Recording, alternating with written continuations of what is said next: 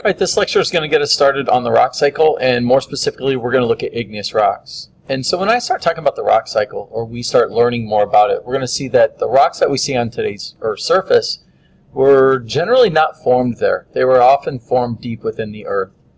So we can kind of pay our attention to what we call the rock cycle. That rocks literally cycle. They go from types of rocks. Igneous rocks. We have sedimentary rocks. Here's my sediment, sedimentary rock. Here I have metamorphic rock. That they're kind of today's rocks are going to potentially be a different type of rock in the future, and they have been different rocks in their past. That the rock cycle is just that, they're cycling. But we're going to focus on igneous rocks. And igneous rocks were once molten or liquid, in this liquid state. And when we see a liquid rock on the Earth's surface, we call it lava. And when it's deep inside the Earth, we call it magma. And they're really the same thing. They're liquid rock. It just depends on where you find it. So magma inside, lava outside the Earth, or on the Earth's surface itself. And I can take igneous rock, and once it crystallizes, it solidifies from a liquid state, becomes solid rock. That's the process of crystallization.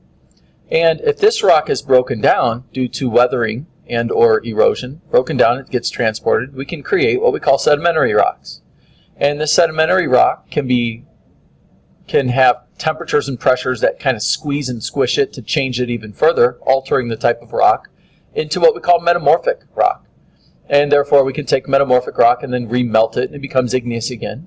And any type of rock can become another one, right? Metamorphic rock can be weathered and eroded into sediment, and that forms new sedimentary rock. Or it can be remelted once again by heat. And we can take sedimentary rock, right? Our sedimentary rock, we can melt it and it becomes igneous rock again. So really this is a process. This is the rock cycle that we're looking at. And it doesn't stop. It continues, right? Surface processes continue breaking down types of rocks into sediment, and processes inside the Earth continue making and creating more igneous rock. That the rock that's being created at depth today will eventually be uplifted and it'll be rock on the Earth's surface down the road. So let's talk details. Let's talk about igneous rocks. Igneous rocks, they go from a liquid state to a solid state. Igneous implies that the rocks have solidified or crystallized from a liquid state to a solid state. Magma is liquid rock inside the Earth, and lava is liquid rock on the Earth's surface. The liquid rock material comes from a hot interior, right? As we travel into the depths of the Earth, it gets hotter. It gets much hotter.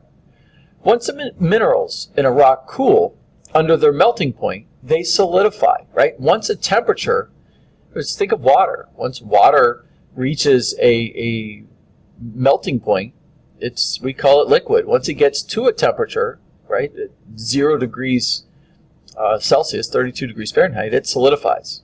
So there's a certain temperature that it goes to a phase change from a liquid to a solid.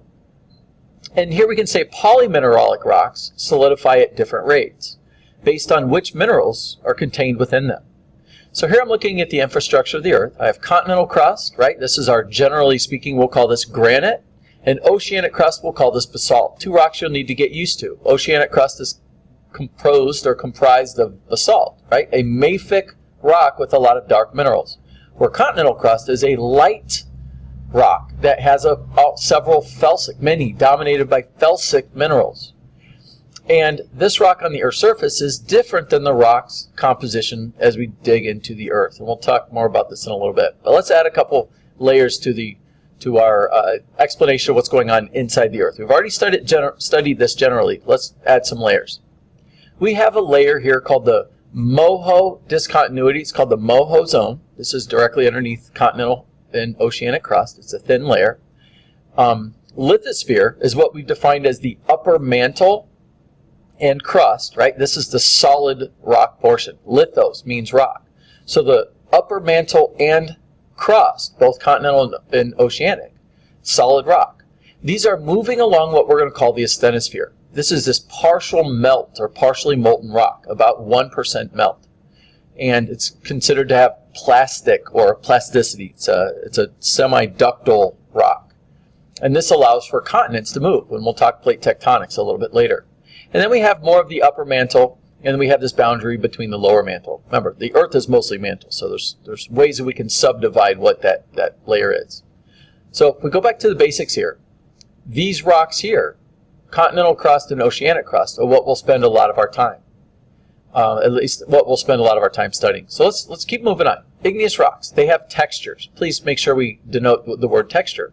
They can be fine-grained, where they are small, kind of hard to determine an individual grain sample.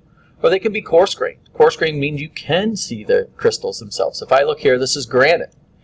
I can see individual mineral grains. I can see hornblende. I can see quartz. I can see K-spar. That's the pinkish colors. And I can see them individually, whereas the fine grain I cannot. Whereas letter C is a glassy. It's a pumice. This actually has holes in it, what we would call vesicles. And here I have porphyritic. Porphyritic has both large and small. So we're going to be looking at, well, how and why do these rocks form? That looking at the rock, we can actually determine the storyline as to how and, more importantly, where they formed. So when I look over here, and you'll want to read through this, I'm going to go over these over the next couple slides. The texture, igneous intrusive versus extrusive, the texture tells me everything. If it crystallized and solidified on the Earth's surface, it's going to be very fine-grained. Right? Fine grain means I cannot see the individual grains looking at the rock sample. And if it cooled and crystallized, what we would call intrusive, so this would be extrusive, this would be intrusive, inside the Earth, we would be able to see the crystals individually. In granite's a perfect example of what we would call an igneous intrusive rock that cooled and crystallized inside the Earth. Where extrusive, it cooled and crystallized on the outside or on the external aspect. Parts of the Earth. So where they form is very important. Igneous intrusive inside the Earth are going to be coarse-grained. Example is granite. And igneous extrusive is going to be fine-grained. And we can even say basalt is fine-grained. So let's look at some examples of igneous rocks. And you will need to know these. You will need to know these. These are different types of rocks. Here, let's go over the extrusive. Extrusive, they cooled on the outside of the Earth. We have this felsic type of rock. It's really granite's compositional equivalent, just that they crystallized on different locations of the Earth. This crystallized on the Earth's surface. This crystallized within the Earth. Intrusive. Intrusive, coarse-grained. Extrusive, fine-grained. Whereas now I can look at basalt, or the mafic equivalent. These are very dark, dominated by dark minerals, right? Granite and rhyolite are both felsic. They're light in color. And where the basalt and gabbro is the igneous intrusive, these are compositionally equivalent. These two rocks over here, basalt and gabbro. And these would be dominated by mafic minerals, right? Just look at them. They're dark. They're very dark. They are both silicates, and they are dominated by iron and or magnesium. It makes it dark. So we can add another term onto this. We're going to talk about what viscosity is, particularly when we study volcanism. And viscosity is what we call resistance to flow. A substance that has a high viscosity resists flowing, right? Example, toothpaste or ketchup. We would say these have a high viscosity. Whereas a low viscosity would flow very easily. A low resistance to flow. We'd say water or milk. So you'll see that the greater the amount of silica, the more viscous. These have a higher silica content. The lighter colored ones have higher silica, right? Silica is light in color. Whereas the lower silica content, right, the mafic dominated minerals, these are less viscous. We'll come back to that a little bit later.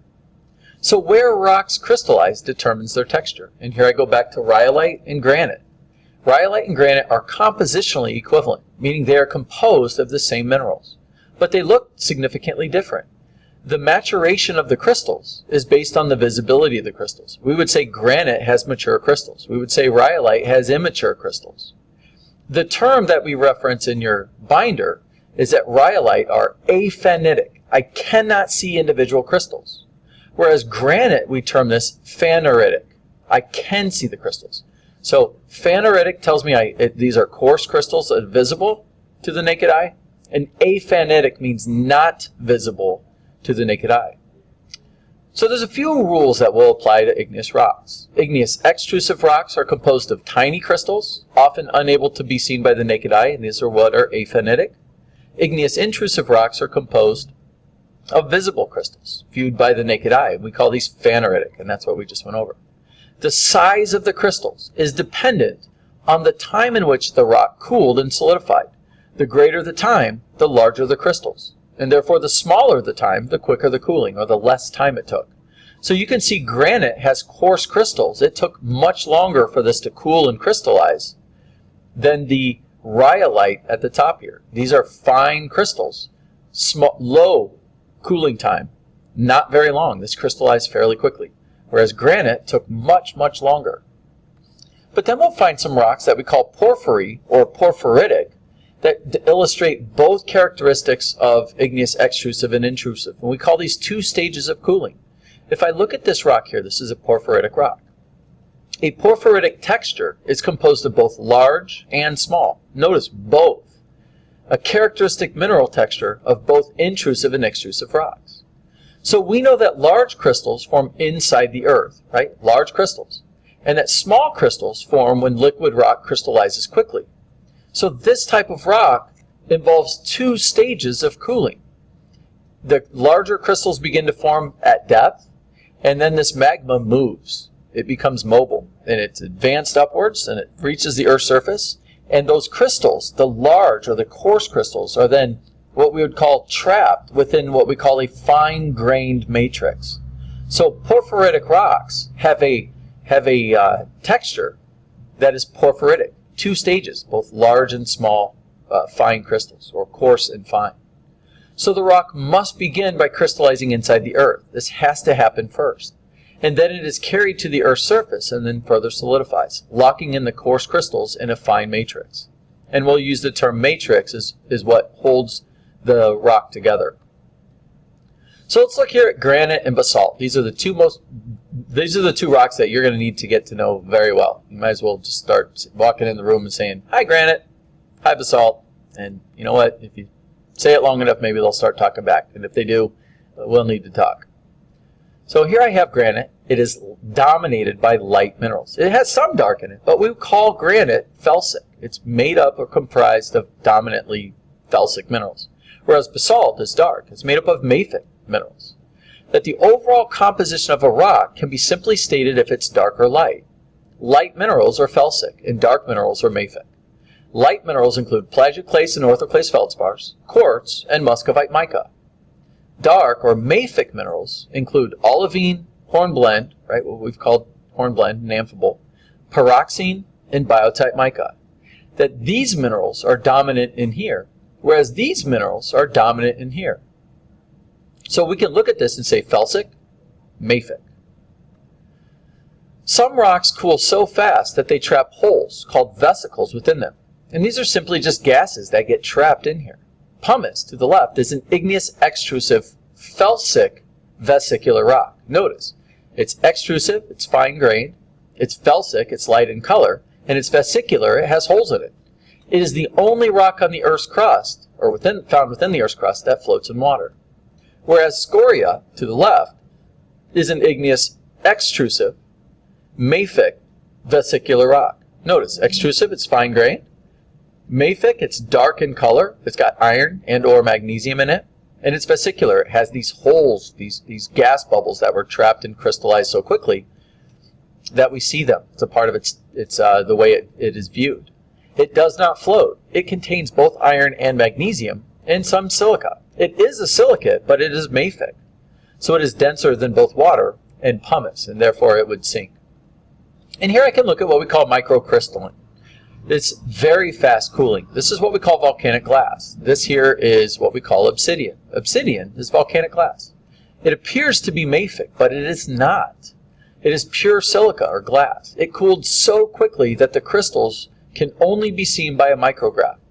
It feels like glass for a reason. It is. Obsidian has what we call a conchoidal fracture. So it breaks in a certain way that is visible to the naked eye. And that's what you see here. It's like breaking glass. If you broke a glass bottle or this rock, it would break the same way. And it's pretty easy to explain why. Because it breaks like glass, because it is glass. And then if you want to put together a broad range of terms, and you want to kind of connect them, I'll go over this very briefly for about 10 or 15 seconds. And just make sure we understand the igneous rocks. They can be defined by the magma. The magma is the liquid rock that defines them. They can have these characteristics here. We could talk about the mineral compositions. We can talk textures, what they're made of, and we'll be moving into Bowen's reaction series.